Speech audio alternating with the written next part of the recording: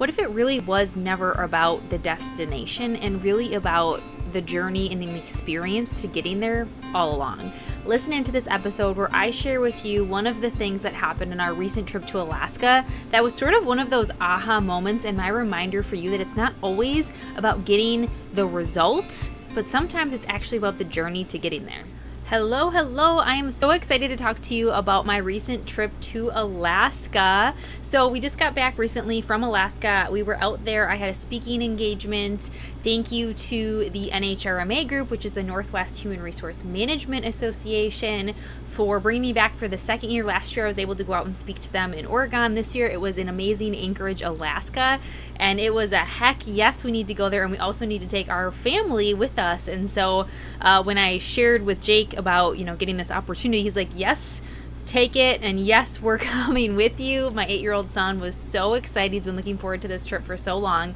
And so I want to share a little bit about what I talked about at the event, but really what I want to talk to you about in this episode is some of the lessons that we get in the most unexpected places, and actually came from one of the things that my son said on the trip. So first I want to share a little bit about just our time in Alaska.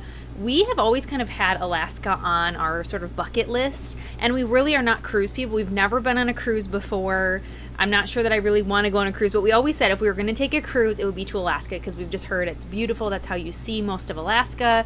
But when this opportunity came up, it's like, it's not a cruise, but let's do it. So we've been planning and thinking, and actually we've been so busy. So if any of you who are like really planners or like travel planners, you have your vacation for like next year already planned out, I'm going to give you hives to tell you that we've been so busy, and I was working on the content for it, and we're still doing a lot of house projects and work and life and all the things, that we weren't actually booking our hotels for this trip until like the week before. My friends and family who are like really planners were, I think, getting anxiety, like panic attacks from our trip. And I was like, the good news is it isn't peak season in Alaska, so it all worked out. We had places to stay, we had rental cars, we had an amazing time. But it's just kind of funny because we're just not like far out travel planners. I don't know. I'm curious to hear from you if you're someone who's more of like the spur of the moment or you like to plan ahead. So we just kind of last minute planned all the details around the family part of the trip.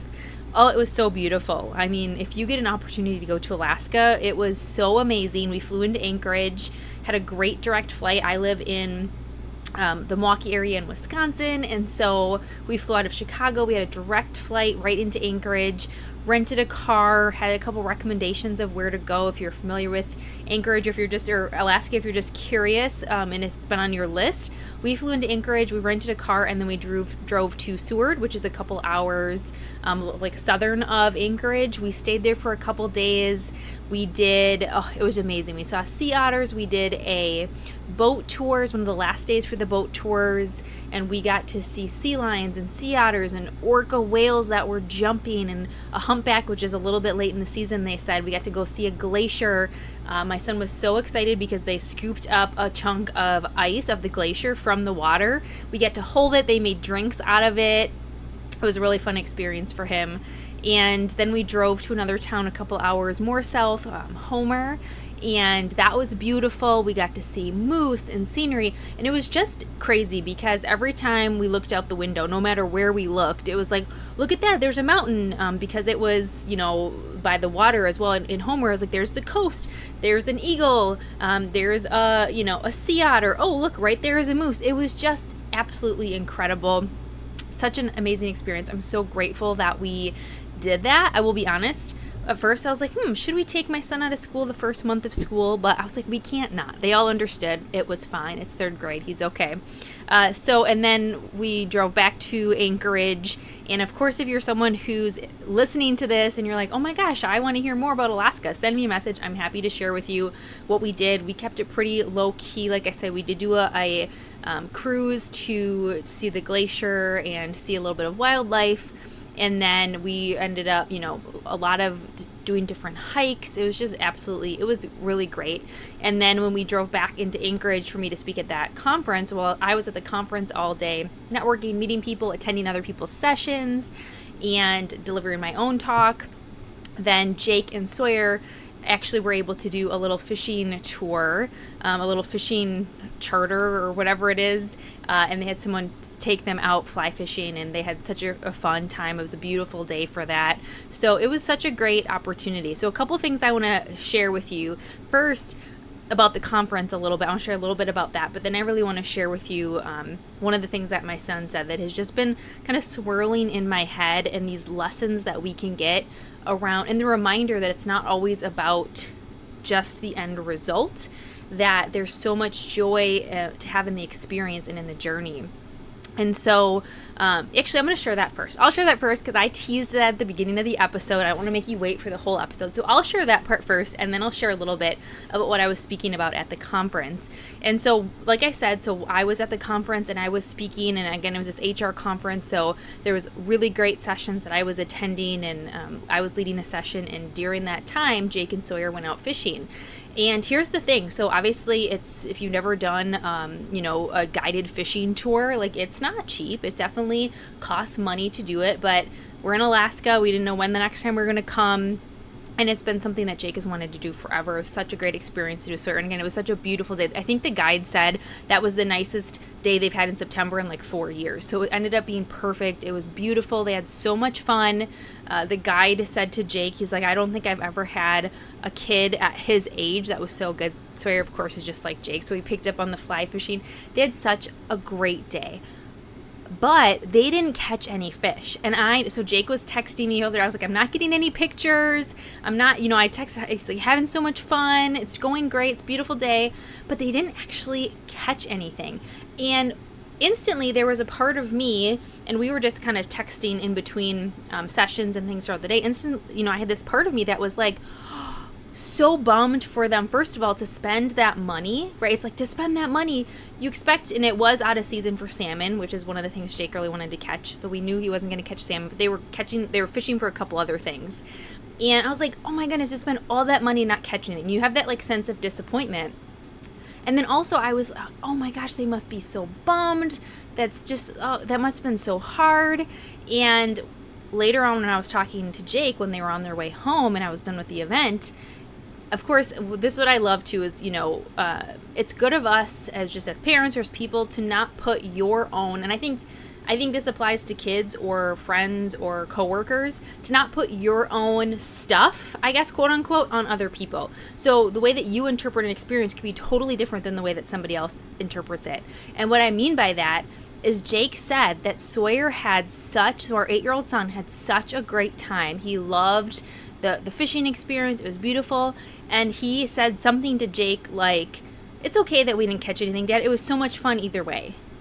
I was like, how cool. Because in my head, I'm thinking, oh my goodness, is he going to be so disappointed? Is he going to be so bummed that they didn't catch anything? They were out there for hours, like half of the day, most of the day with the drive and everything. Is he going to be bored? And so I had put, in my head, I had made an interpretation, an assumption of how disappointed he was going to be. And I'm so grateful that Jake also didn't say that out loud, like, show to Sawyer that he was disappointed, because Sawyer in his head had the best time. Like, of course, would have been catching something, probably have been made like icing on the cake, the sprinkles on top, probably. But he had such a great experience, and he said it was so much fun without even catching anything. And it just, so many insights in that. Again, first of all, it just reminded me of, don't put your own stuff on somebody else, because if Jake and I would have made it a big deal that they didn't catch anything, and of course at the side, him and I were like, oh, that's such a bummer, but we didn't say it in front of him. But if we would have made it a big deal to him, we could have completely tainted his experience and his view and his perception of that experience. And not even just with your kids, but I just think about that with coworkers or other situations where you might be like, oh, that's such a bummer, I can't believe blah, blah, blah. And they might see it a totally different way. And so that was the one thing. And then the other thing was, it's such a great reminder that, especially as adults and as high achievers, we focus so much on getting the result, catching the fish, closing the deal, getting the promotion, getting the standing ovation, getting the accolades, getting the recognition. And we can get so focused on that we totally lose sight of the journey and the experience to getting there. And I think kids are a great example. I learned so much stuff from my son, but just in general, there are people like that too who can be much more appreciative. But I think as adults, we struggle with that. And it was such a great reminder for me that it's not just about the result you're going for. And we can get so hung up in that and go, wow, I wasn't successful because I didn't catch the fish, whatever your fish is. However, what was the journey like?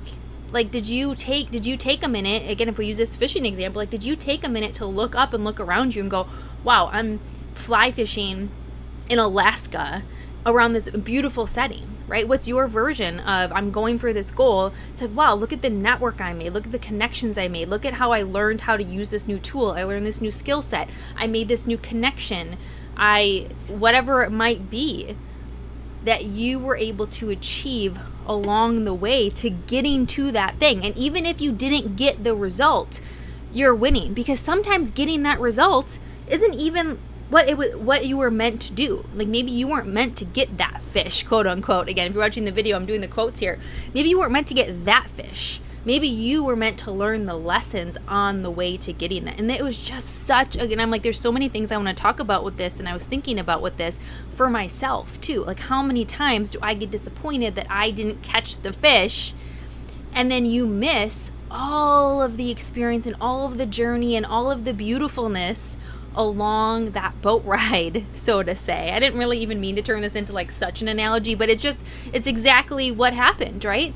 And so my challenge for you is to think about, if you are on your way to a big goal, to a big a result that you want, something you want to achieve, of course, how amazing would it be to get there? But my challenge for you is to think about, what are all of the things that I can take in along the way and along the process and the journey? What can I learn? How can I grow? How can I challenge myself?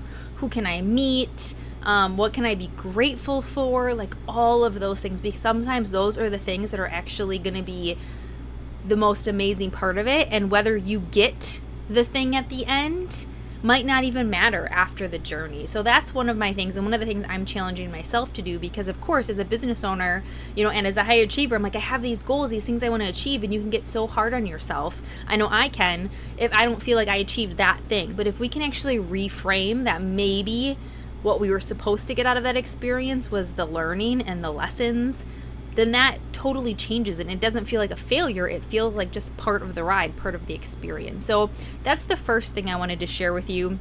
And then I think I'm actually going to do another episode where I talk and I dive more into what I talked about at this session. So stay tuned. I'll do a part 2 where I'll actually dive into the topic, because I think that's its whole own thing. I'd love to do a little podcast on that. Its whole own thing around what I was speaking on at this HR conference, because that might be for you.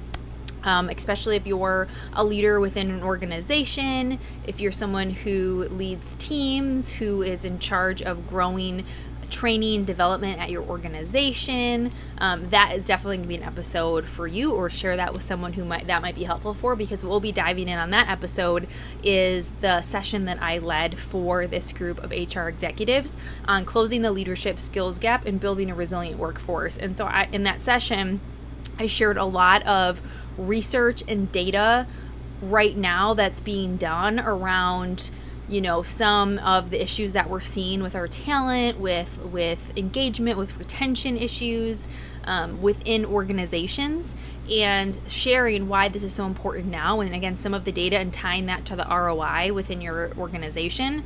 And I also then talked about, where this can go wrong. And then I shared some ideas with strategies. So I actually think I'm going to do that as a second podcast episode on its own, and so that we can talk about that. But it was a really great conversation. And I'll also share a little bit more about some of the insights that I learned from attending other sessions as well. So hopefully this was a good little nugget of insight for you, a little bit about Alaska. We definitely plan to go back. We want to go back again and check out some other areas in Alaska as well. And hopefully that one of the big takeaways for you from me sharing this story is just that reminder of no matter what that goal is or that exciting thing that you're going for, is to enjoy the journey, enjoy the process, and see what can you learn and grow from along the way.